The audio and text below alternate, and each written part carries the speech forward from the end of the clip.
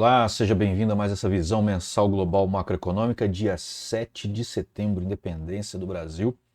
E estamos para falar sobre estes ativos que estão em tela.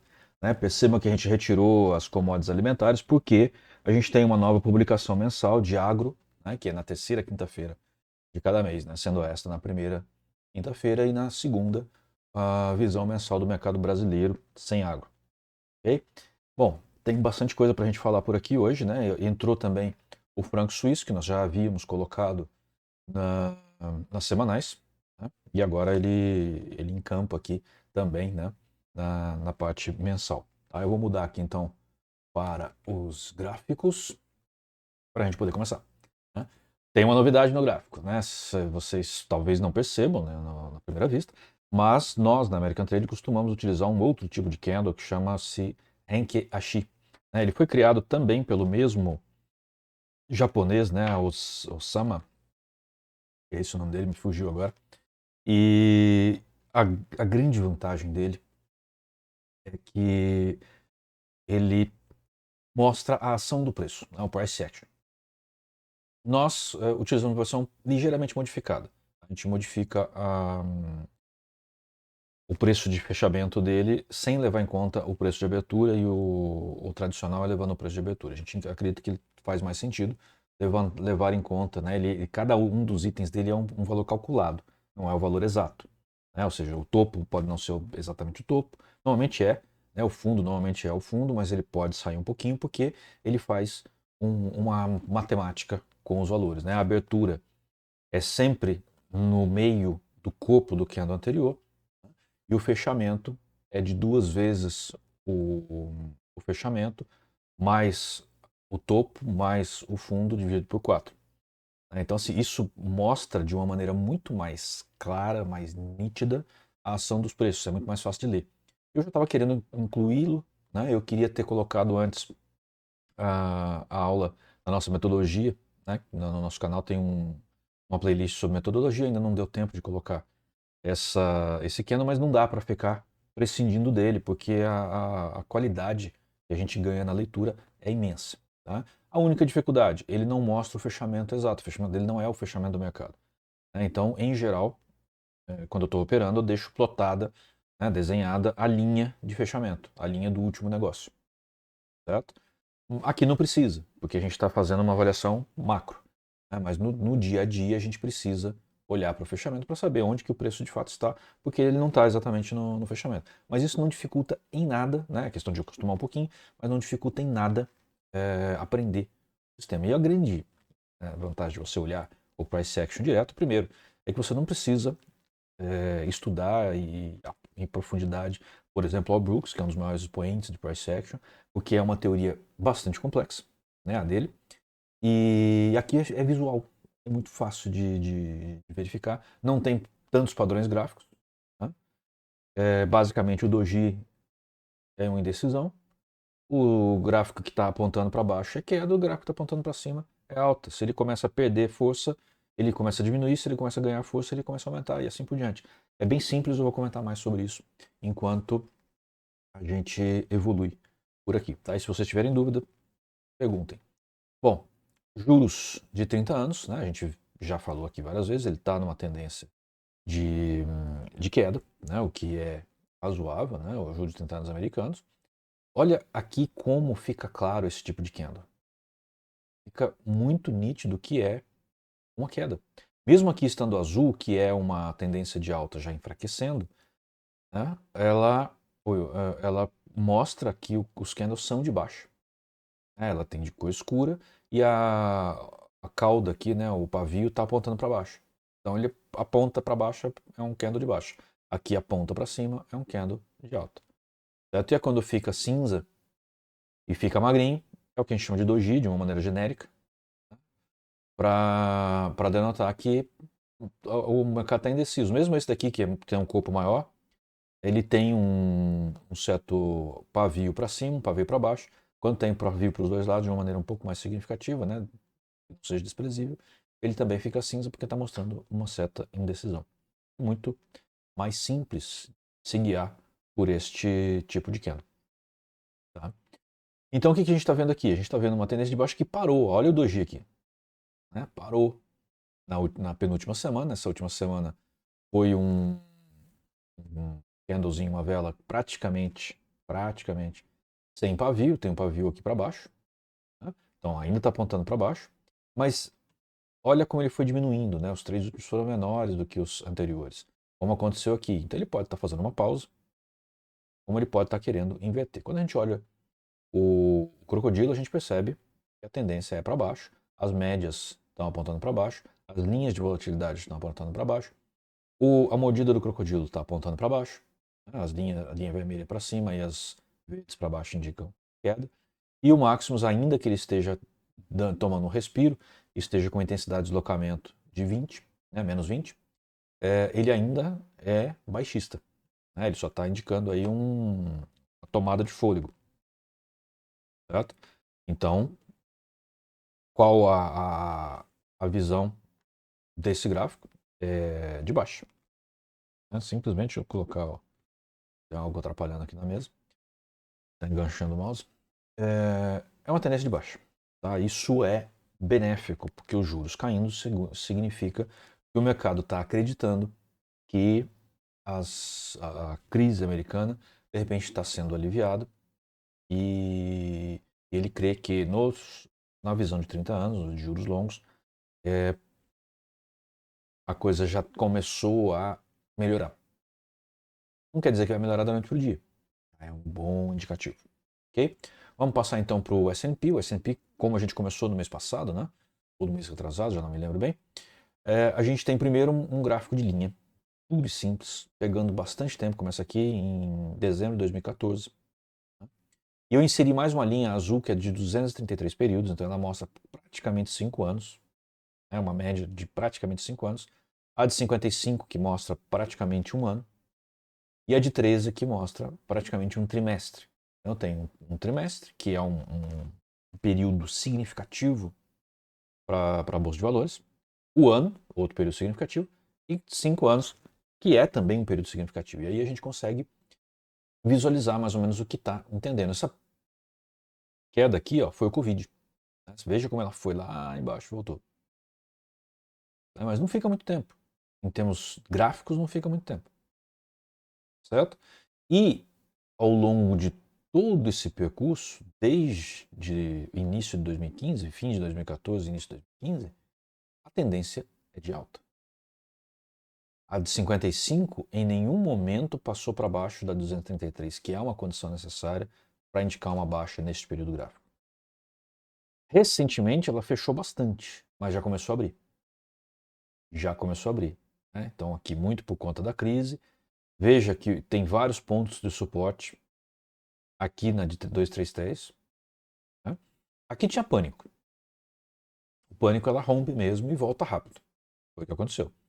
Olha o ponto aqui sustentando. Olha o ponto aqui sustentando. Se não virar a tendência, ela dificilmente passa para baixo de 233. Aqui baixou um pouquinho. Mas aqui foi um falso rompimento. Certo? Não era grave. Mas assustava, né? Porque a de 55 estava caindo. Olha como é que ela estava aqui com uma inclinação bem forte. A 233 demora muito para virar a inclinação. Mas claro que esse momento aqui deu um certo susto. Mas veja que ela foi, né, passou, tocou de novo, ou seja, testou e se afastou. Então nós estamos, neste momento, no S&P, com uma tendência de longo prazo de alta. Ok? Muito bem. O que está acontecendo olhando o gráfico mais de perto? Olhando os candles e tudo mais. A gente teve nas últimas semanas, até o mês anterior, aí, até final de julho, uma pernada de alta, bem sustentada nos respingos do crocodilo. Isso aqui é um movimento de alta bem sustentável. E aí, aqui foi quando foi final já de julho, início de agosto, quando estava começando a virar, começou a cair. Testou os dentes do crocodilo 2 vezes e está lateralizado agora. Ele está em compasso de espera. O crocodilo ainda é de alta, apesar dos respingos já terem cruzado para dentro da boca. A mordida do crocodilo ainda é de alta, mas como falei, os respingos cruzaram para dentro, pode estar virando. O Maximus perdeu muita força, a intensidade de deslocamento dele está de 27,8, negativo, então está indicando um movimento ainda de correção. Certo? O que pode efetivamente acontecer é uma correção ainda mais aprofundada ou uma lateralização mais prolongada. Mas não me parece que é isso que vai acontecer. Tá me parecendo que está acontecendo é que ele está encontrando resistência nesse topo aqui. Aí ele vai precisar de mais força para romper esse topo. Vai precisar de mais volume, de mais incentivo, por assim dizer, do mercado. Aí o mercado está em dúvida. A situação dos Estados Unidos ainda não é boa. Ela está aliviando, não está nem melhorando. Tem uma série de aspectos de dúvida. O próprio presidente do Banco Central Americano, Fed, falou que talvez ainda possa aumentar os juros. Então tudo isso leva a dúvida. Então, quando chega num ponto próximo de uma máxima histórica, o mercado para e fala: opa, eu não quero pagar caro nesse negócio. E aí acontece movimento de correção, que é o que está acontecendo. Minha opinião, ele vai ainda ter alguma dificuldade de passar. Ainda não tem nenhum contexto significativo que estimule o mercado, por assim dizer, a ultrapassar esse patamar. Okay?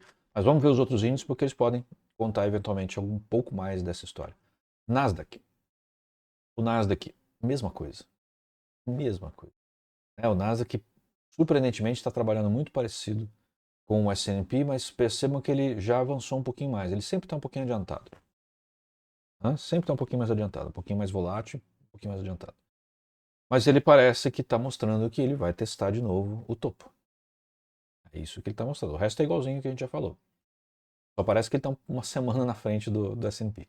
O Jones é um índice muito importante, apesar dele ter poucas ações, porque ele mostra muita confiança do mercado na indústria, né, que é no caso isso daqui. E isso é importante para se compreender o que está acontecendo. E ele mostra realmente, olha só, ele testou o topo também e voltou igualzinho os outros, igualzinho, igualzinho. Muito igual, né? Só que aqui tem uma intensidade de deslocamento muito maior. Muito maior. Mais significativo. Certo? O que pode ser um indicativo de que ele corrige mais. Tá? Ele pode estar segurando no dente porque é difícil passar. É uma suporte mais forte. Tá? Mas ele pode sim vir aqui embaixo na mandíbula do crocodilo e testar a mandíbula. Acho que difícil que ele passe. Tá? Se passar é muito pouquinho, numa falsa ruptura. Certo? Então, significa isso. Momento de atenção. Cuidado. Né? Ao longo desse mês, que teremos aí até a primeira semana de outubro, se eu não me engano, dia 5 de outubro, que vai ser a próxima, 4, 5 de outubro, a gente tem que ficar atento. Né? A nossa visão aqui é uma visão mensal. Para este mês, a gente está vendo muita necessidade de atenção ao mercado acionário e de índices americanos. Okay? Vamos então ver agora o Russell, que é das smalls, né, das pequenas empresas. Ele está bem lateralizado ainda para baixo, está bem longe do topo. Ele tem uma conformação parecida com os outros, mas numa condição muito diferente, porque o topo dele está aqui. Ó. Ele está bem mais baixo e é natural. As empresas menores, elas sofrem muito com juros altos. A gente viu lá os juros caindo, mas ele ainda está alto. O juros real, né? Lembre-se que a gente olha o juro futuro, é uma expectativa, né, de juros de 30 anos, e é o juros determinado pelo Fed, equivalente ao nosso Selic, mais ou menos, né? Não é o mesmo jeito que eles usam lá, mas enfim, que é similar. Ele é um outro valor que fica fixo ao longo do tempo, né? Uma banda que eles colocam lá de 0,25 pontos percentuais. E isso prejudica bastante as empresas pequenas. É natural que o Russell, nesta conjuntura, nesta situação, seja mais descontado, mais baixo. Porém, ele tende, depois que os juros começarem a cair, né, começar a entrar a rotina de queda de juros, ele tende a disparar bem mais do que o restante da bolsa. Porque como é um mercado alavancado, né, ele, quando cai os juros, ele consegue investir muito mais nos seus negócios, porque sobra dinheiro, né, para não, em vez de ficar pagando juros da dívida. certo? Eu sei que talvez isso possa ser um pouco complicado para a maioria, eu espero que não seja para você em específico que está assistindo aí, prestando atenção até agora. Juros alemães, que são um vislumbre da Europa, paradaço. Não se sabe o que vai fazer. Isso daqui para mim é uma lateralidade, com ligeira queda, é verdade, mas uma lateralidade pura. Não tem muito o que fazer. Aqui está indicando ainda uma possibilidade de queda. Aqui está indicando também uma fraqueza do mercado e movimento para baixo. Então, por enquanto, nos juros europeus, não há nada a se fazer. A expectativa é que fique no lugar que está. Tá? É essa a expectativa. Tudo vai ficar do jeito que está e a tendência talvez caia um pouquinho. Mais para cair do que para subir. A ideia é que fica do jeito que está. A crença do mercado mostrada pelo gráfico. O DAX, que é um índice da bolsa alemã, que mostra muito bem o comportamento da bolsa americana, tem até que um movimento parecido com o das outras, né? Também está chegando num topo. Cada vez que ele chega nesse topo, ele volta. Né? Corrigindo, já está testando a mandíbula. O índice de deslocamento de 72,8% é bastante negativo, né? Então, está apontando para baixo. E a mandíbula está dando áreas de que está querendo virar para uma mandíbula de baixo. O crocodilo lá em cima está bem misturadão. Né? Então, nesse momento, não é um bom momento para se operar nem índice, nem ações, né? Exceto algumas ações cuidadosamente escolhidas no mercado europeu. Feito? Depois a gente entra com ouro. Ouro, desde este ponto aqui, que foi em fevereiro, março de 2019, né, pouco tempo depois da Covid, né, isso daqui foi o movimento da Covid, ele entrou numa forte alta, né, se afastou bastante da média de 233, a média de 55 foi levando, olha os testes como são fabulosos, perfeitos. Depois houve uma correção, ele ficou lateralizado, subiu de novo, fez um duplo topo, certo? E caiu, ultrapassou, rompeu a linha de 233, voltou, mas a linha de 55 não cruzou com a de 233. O que manteve preservada a tendência de alta. Subiu de novo, agora tem um triplo pico, mais grave ainda, e ele começou a cair. Aqui ainda está aberto, né, razoavelmente aberto, ele começou a cair. O que a gente tem falado semanalmente, a percepção do mercado de maior risco. Ainda não é um risco intenso, porque o ouro de menor risco, perdão. Ainda não é um risco tão brando, nem tão intenso, mas é uma visão de queda do risco. Daqui a pouco a gente vai olhar para o franco suíço também, vamos ver se ele está conforme no gráfico semanal. Que a gente olha aqui. Que é o gráfico do ouro com candles, ele mostra uma correção que a gente já tem observado no semanal. Né? Ele caiu mais e semana ele deu uma animada aqui.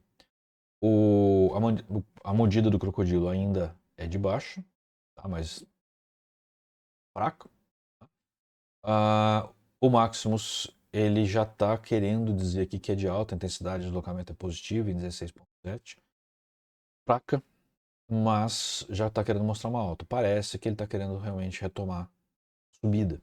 Tá? Eu diria que o ouro deve realmente enfrentar uma nova subida, o que vai indicar, por si só, um aumento na percepção de risco. E pode levar as bolsas a corrigirem mais. Tá? Ou ele vai testar, né, como o crocodilo aqui já virou, ou ele vai testar aqui no máximo os dentes, no máximo a mandíbula, e vai voltar a cair. Eu diria que essa é a situação mais provável. Tá? A maior parte dos indicadores aqui mostram uma continuidade da queda, apesar de estar bem lateralizado e isso ser bem duvidoso. Perfeito? Aqui é o euro em relação ao dólar. A gente tem tido aí vários altos e baixos. Uma queda expressiva do euro recente, uma revalorização, porém neste momento está caindo. Agora, o euro em si, ele está numa tendência de baixo, ó, a média de 5,5 abaixo da média de 2,33. Desde esse ponto aqui, que foi abril, maio, junho talvez, 2021, a escala de gráfico aqui de datas é pequena, né, para a gente poder perceber isso. Mas ele andou passando para cima e para baixo aqui. Né? Não é uma coisa que dá para confiar de verdade. Covid, deixa eu ver onde que ele tá. Oh meu Deus, o mouse ficou meio maluco aqui. Covid, ele tá em 2020, que é aqui, ó. Esse movimento aqui. Aqui houve uma valorização interessante do euro para o dólar. E, na verdade, o local que mais sofreu com Covid foi justamente a Europa. Então, que deveria ter caído, mas talvez até por isso, né? Depois que eles se tocaram disso, né? Que eles estavam gerenciando pior do que os Estados Unidos o Covid, aí veio essa despencada forte aqui que ficou abaixo, bem abaixo. Foi quase 2 vezes essa penalidade de alta para baixo. Então, pode ser isso. E agora ele está voltando. Ele está voltando no nível do pré-Covid. É aqui onde ele está hoje, é o pré-Covid. Certo? Ele já vinha de uma tendência de baixa. Então, quando a gente fala que o dólar está fraco, com um euro na faixa de 1,10, 1,6, 1,7, para uma moeda que já foi 1,20, 1,25, bem fraquinha, né? Ela está bem enfraquecida frente ao dólar. Então, às vezes as pessoas olham esse movimento aqui e falam: o dólar está desvalorizando porque o euro está valorizando. Fala ela. O euro está bem desvalorizado em relação ao dólar no sentido histórico. Certo? Nesse âmbito aqui, de 5 anos, o topo dele foi em torno de 1,25. Ó, aqui. Esse outro topo aqui foi em torno de 1,20, 1,21. Foi, faz muito tempo. E durante muito tempo o euro foi isso, em torno de 1,20 do dólar. Certo? Ou seja, você precisa de $1,20 para comprar um euro. E hoje você precisa de $1,600, 7 para comprar um euro. Certo? Então o dólar valorizou em relação ao euro. Óbvio. Não consegue ver isso, não sei o que fazer. Aqui é o gráfico de candles, né? Vejam a lateralidade que está o euro. Ele teve uma correçãozinha, virou o crocodilo, mas tá meio esquisito aqui. Ele tá indo para cima e para baixo. Olha como tá indo para cima e para baixo. Não é confiável esse tipo de movimento. Mas ele parece estar fazendo um suporte e deve voltar a subir ao longo desse mês. Eu diria, ele deve voltar a subir mais um pouco. Deve ser um movimento curto. Tá? Se você opera no intraday ou períodos curtos, dá para ganhar dinheiro. Você vai deixar lá, fica atento. Cuidado. Libra dólar, muito parecido. Muito parecido. Só que esses picos aqui da Libra são muito inferiores aos picos históricos de 5 anos, que chegava a 1,60. 1,60. Esses picos aqui tá dando 1,40. Ele chegou a fazer recentemente 1,30, agora está em 1,24, 1,25. A média de 55 está quase chegando na média de 200. Ele pode estar mostrando aí realmente uma virada de alta, coisa que não havia uma consistente no euro. Certo? Então, fique atento. O dólar está valorizado em relação à libra. Ele compra-se uma libra com muito menos dólares do que há pouco tempo atrás. Certo? Ele está valorizado. Mas parece que está havendo um movimento de recuperação da libra, que não é exatamente o mesmo que o dólar. Aqui, o mercado da libra, né? Com os candles que a gente está acostumados. Com esse modificado, né? Que vocês não estão acostumados, mas esse daqui, ó, testando também a mandíbula. Mesmos comentários, né? O índice de deslocamento 83% negativo. A ideia é que ele vai continuar caindo, porém, logo logo deve subir. Ao longo desse mês ele sobe mais. Ele vai romper aquele pico ali? Não sei. Não tem nenhuma evidência que me sugira isso. Mas ele precisa romper aquele pico para ir mais para cima. Quando ele romper, ele vai dar uma esticada boa. É bom ficar observando e você pode pegar um belo trade aí. Certo? Aqui é o franco suíço. Ele é bem mais lateralizado, bem mais lateralizado. Aqui, deixa eu ver, 19, 20, aqui foi o Covid. Interessantemente, né, ele caiu, porque agora inverteu o dólar com o franco, então ele caiu, ele valorizou tudo isso. Ao contrário lá do euro e da libra, a valorização aqui como ele está embaixo, quando cai o gráfico, significa que eu preciso de menos libras, menos francos para comprar um dólar. Certo? Aqui está dando em torno de 89. Aqui onde ele estava antes do Covid, estava dando 98, 99. Quer dizer, hoje eu compro dólares, um dólar, com menos francos suíços. Isso valorizou. Teve um duplo pico aqui, o que pronunciou essa queda. E ele ainda está aqui mostrando apenas a continuidade da queda. Certo? Apesar que ele tem que romper esse suporte onde ele está.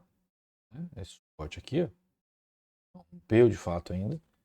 Mas pode romper a qualquer momento. Ele parece estar tá caindo, o que significaria, né, o franco subindo, um aumento da percepção de risco.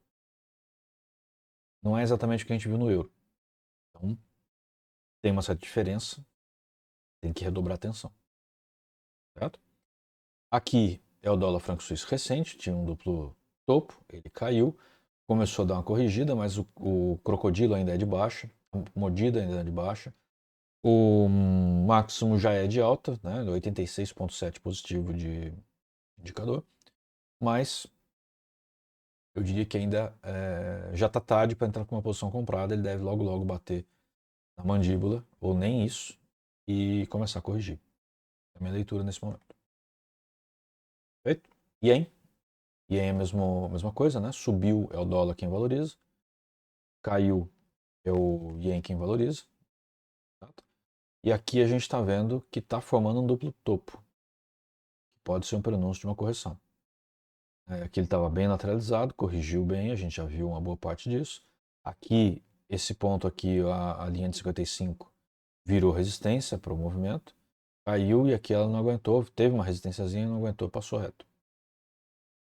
Certo? Então, vai continuar subindo? Vamos dar uma olhada aqui no outro para ter uma ideia. Crocodilo mostrando para cima, ou a mordida mostrando para cima, razoavelmente. O Maximus com 60%, 60% de, de indicação de alta, realmente tem chance de subir. E o One, ele está numa esticada boa de alta também. Já passou desse topo aqui, mas pode ser um duplo topo. Esse topo aqui pronunciou essa queda, né? Depois ele subiu forte, caiu, né? Veja que ele teve uma transpassada aqui da média de 13/55. Aqui não tem de 233, que o histórico é mais recente, né? Daí ele fica poluído no começo. E está subindo. Tudo mostra que ele vai subir. O que significa esse valor subir? Significa que eu preciso de mais yuans para comprar um dólar. Então o yuan está desvalorizando e o dólar está valorizando. E aí vem o pessoal falar que o yuan vai ser moeda internacional, vai ser moeda do BRICS. Aliás, com essa entrada desses países malucos aí no BRICS, ferrou. Já não era lá essas coisas. Ferrou de vez. Ferrou de vez. Então, o presidente da França falou que virou um risco para o mundo, alguma coisa desse sentido. Cara, colocar um monte de ditadura. A gente já tem as ditaduras camufladas dentro do BRICS, já tinha, né? Põe um monte de ditadura explícita. Daqui a pouco só falta começar a colocar Venezuela, Cuba, Nicarágua, aí ferrou de vez. Então, é sofrível. Mas o fato é, o Yen, aliás, o Yuan, está desvalorizando desde março de 2022, 2 anos depois do Covid. Certo? E o pessoal está falando que o dólar vai perder sua realeza. Né? Não no curto prazo, nem no médio.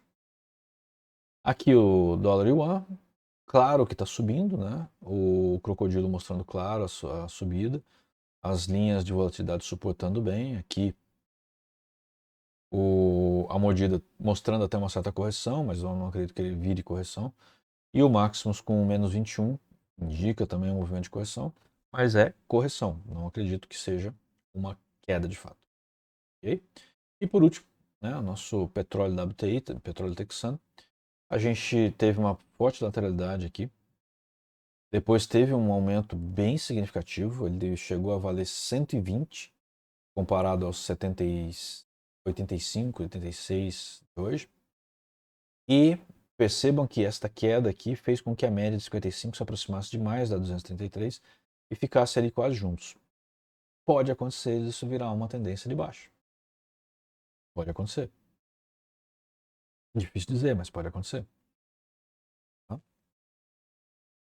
Então a coisa está partindo para isso. Eu acredito mais que ele vai subir de novo. Mas é uma crença. O gráfico não está mostrando isso. O gráfico está mostrando que ele tem chance de lateralizar ou cair. Tá? Vamos ver esse gráfico aqui agora com os candles. Olha só, essa seção toda aqui. Ele começou a subir, deu uma paradinha, começou a subir de novo. A mordida do crocodilo é de alta. A mandíbula está passando por baixo aqui para baixo dos dentes. Né? Os dentes estão subindo. Isso daqui é um bom indicativo de fortalecimento da alta. O Maximus está com uma boa pressão de alta, né? Um indicador intensidade de deslocamento, que é o valor que aparece aqui, e os pontinhos que aparecem. De fato, eu diria que o petróleo deve subir nas próximas semanas, com alguma volatilidade, com alguma lateralidade, mas ele deve subir. Ok? Bem, vamos passar para este meio aqui. Foram estes os ativos que nós abordamos nessa visão mensal global macroeconômica. Esperamos que vocês aproveitem, porque aqui tem muito conteúdo importante. Se você ainda não entende do mercado, procura comparar o que eu falei com o que vai acontecer, né, para você entender a capacidade da gente antecipar certos movimentos, não todos, com uma certa confiança. Tá? Eu estou confiante porque eu sei operar esses gráficos. Né? E os meus alunos mentorados também aprendem a mexer com esses gráficos, levam tempo, mas aprendem. Certo? E aí, com esses indicadores e tudo, e aí, o pessoal fica realmente muito bom na parada. Ok? Então, obrigado. Na próxima quinta-feira a gente tem a visão mensal do mercado brasileiro e na primeira quinta-feira de outubro a gente volta para falar de novo da abertura, da visão. Eu ainda uso a abertura, que é o termo antigo, né, da visão mensal global macroeconômica. Ok? Até lá. Muito obrigado. Ajuda a divulgar o portal. Tá? Esse canal aqui. Ajuda, por favor. Bom? Valeu. Um abraço a todos.